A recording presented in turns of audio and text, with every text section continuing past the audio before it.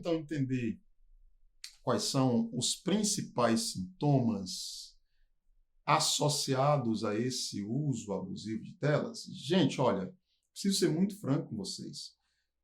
Essa tabela seria muito, mas muito maior. Eu fiz um resumo introdutório, assim como introdutórias são essas aulas, certo?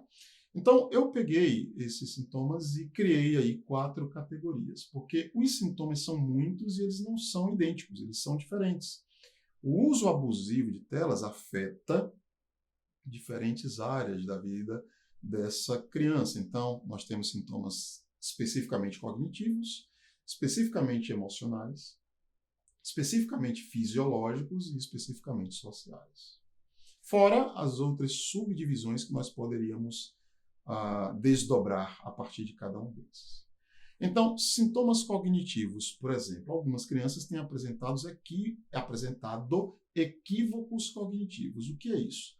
É a criança que usa, a criança pequenininha de 1, 2 anos, que usa telas excessivamente, clicando nas telas, e ela passa a clicar em tudo que ela vê. Ela clica em desenhos na parede, ela clica em desenhos no caderno, ela vê uma imagem no livro, ela clica.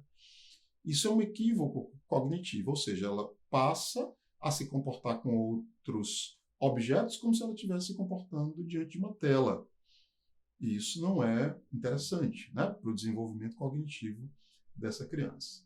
Ainda no campo cognitivo, nós temos os déficits atencionais. Eu vou falar um pouco, tem uma aula específica sobre isso, sobre as consequências para as capacidades atencionais. Então, nessa aula eu vou só mencionar que essa criança submergida no uso abusivo de telas terá muitas dificuldades. Ela terá muita facilidade para manter a atenção concentrada diante da tela, ao mesmo tempo em que ela terá muita dificuldade para manter a atenção concentrada diante de outros estímulos analógicos que são necessários, como, por exemplo, a leitura de um texto. Ela se sentirá enfado diante da possibilidade de ler um texto ou de ficar sentada na cadeira prestando atenção numa aula, na figura de um professor, de uma professora que não é digital, né? Que não é tão colorido, que não é tão multimovimento. Então, as questões atencionais nós vamos trabalhar porque elas são bastante interessantes.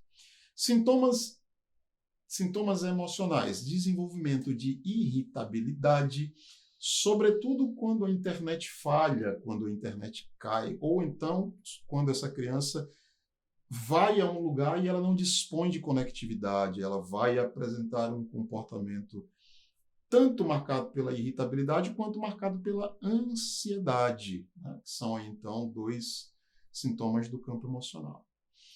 No campo fisiológico, dos sintomas corporais, nós temos descoberto problemas visuais. Então, por exemplo, crianças excessivamente diante de telas têm desenvolvido miopia de modo precoce. Ou uma outra doença visual chamada olho seco, né? Então, os consultórios oftalmológicos têm recebido essas crianças, o que não era um fenômeno comum há algumas décadas atrás. Crianças que precisam ser atendidas por doenças que antes eram consideradas doenças oftalmológicas, que eram consideradas apenas doenças de adultos. Ainda relacionados aos problemas fisiológicos, eu coloquei ali problemas posturais, né?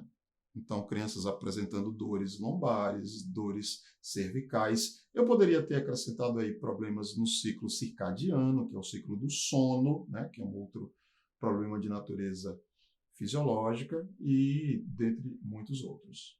E alguns problemas de natureza social. Então, dificuldades para estabelecer interações sociais de modo presencial, os déficits educacionais, os atrasos de leitura, atrasos de fala, atrasos no desenvolvimento de algumas habilidades sociais importantes, como a empatia, como a tolerância. Então, são habilidades sociais muito importantes que ficam prejudicadas quando essa criança está submergida de modo abusivo na utilização das telas.